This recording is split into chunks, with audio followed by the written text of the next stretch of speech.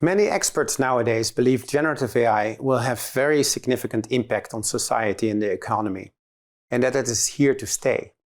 Love it or hate it, but generative AI is going to play a role in our lives, and we'd better know something about it. So what is it? How does it work? Can you use it to your benefit? And importantly, does it also have downsides?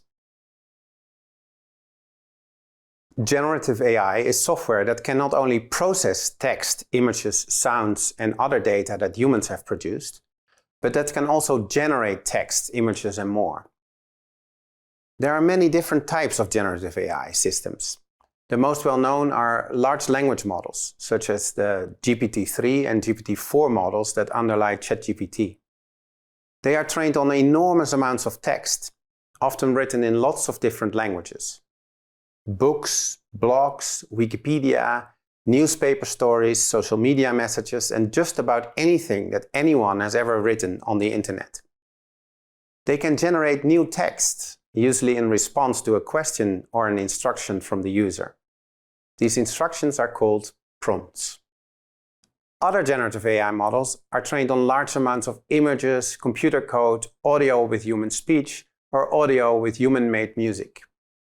These models are proving to be extremely capable in generating new computer code, spoken language, images, and music, and again typically based on prompts in ordinary English.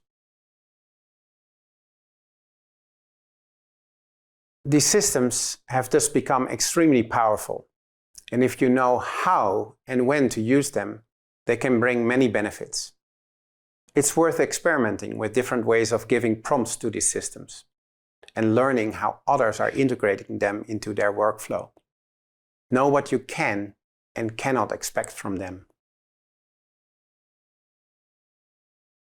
Unfortunately, there are certainly also downsides to this technology.